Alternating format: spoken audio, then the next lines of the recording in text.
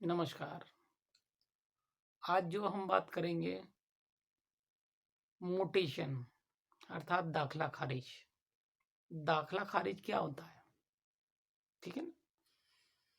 दाखला खारिज एक ऐसी चीज होती है या वस्तु होती है, आप ये कहो कि एक ऐसा प्रोसेस होता है जिसमें एक व्यक्ति के नाम पे कोई चीज होती है, अचल संपत्ति जो होती है किसी व्यक्ति के नाम से है और उस व्यक्ति के नाम से की जगह दूसरे व्यक्ति का नाम चढ़ा दिया जाता है। इस तरह की प्रक्रिया को नाम हस्तांतरण के संबंध में और अधिकार हस्तांतरण के संबंध में मोटेशन अर्थात दाखला खारिज कहते हैं। ठीक है ना? अब आपको समझना होगा दाखला खारिज कहाँ कहाँ किया जाता है। सबसे पहले समझिए, जहां जहां डेवलपमेंट अथॉरिटी विकास प्राधिकरण उपलब्ध है वहां अक्सर किया जाता है। और कृषि के संबंध में एसडीएम अर्थात तहसीलदार और एसडीएम के यहाँ दाखला खारिज किया जाता है। ठीक है ना? वो आप कैसे समझ सकते हैं? मैं पहले जीडीए की बात कर अर्थात विकास प्राधिकरणों की बात करता हूँ।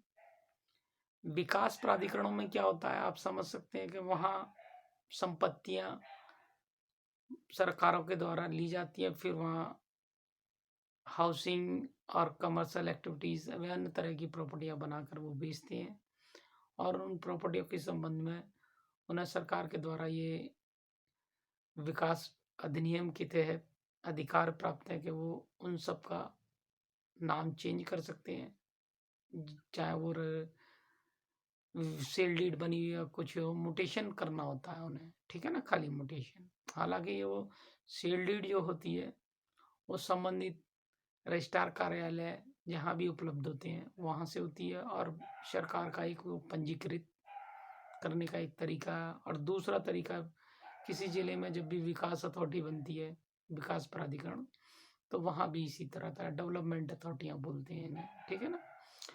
तो जब भी किसी व्यक्ति को जरूरत पड़ती है या कोई व्यक्ति जिसने प्रॉपर्टी खरीदी या वो दुनिया में नहीं रहा है अर्थात उसका स्वर्गवास हो गया है, तो वो और उसी के नाम से वो प्रॉपर्टी है, जीडीए में या लखनऊ विकास प्राधिकरण में रजिस्टर्ड है या मेरठ विकास प्राधिकरण में रजिस्टर्ड है, जहाँ भी, या गाजियाबाद विकास प्राधिकरण में रजिस्टर्ड है, मतलब कहीं भी वो रजिस्टर्ड है और वो व्यक्ति नहीं रहा है जिसके नाम से, वो अचल संपत्ति है।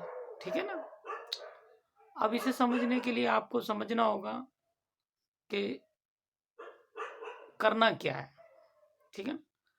वहां सबसे पहले आपको उस संबंध में घर में कितने कानूनी वारिस बचे हैं इसके संबंध में एक परिवार प्रमाण पत्र अर्थात उत्तराधिकार प्रमाण पत्र बनवाना होता है।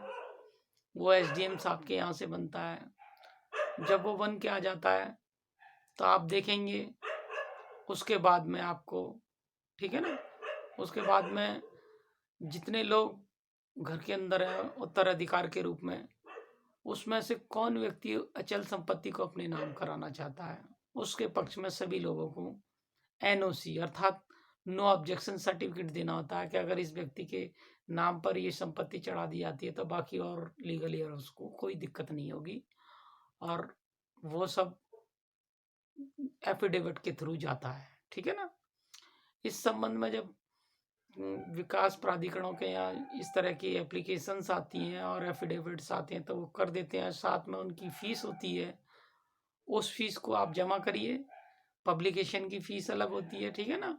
क्योंकि वो नेशनल पेपर में अपने आप को दो तीन पेपर में अगर किसी को कोई ऑब्जेक्शन है तो एक नोटिस निकालते हैं कि इस नाम का या कैसे ये नाम चढ़ाने जा रहे हैं, किसी को कोई ऑब्जेक्शन हो तो वो हमारे यहाँ दाखिल कर सकता है। और वो जब ऑब्जेक्शन दाखिल करते हैं तो वो फिर नाम ट्रांसफ़र नहीं करते अर्थात मोटेशन नहीं करते। और जिनमें कोई ऑब्जेक्शन नहीं आता उनमें आराम से मोटेशन अर्थात दाखला खारिज हो जाता है।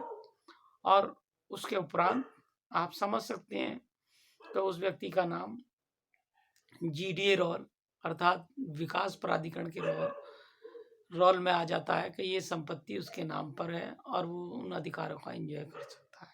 नमस्कार।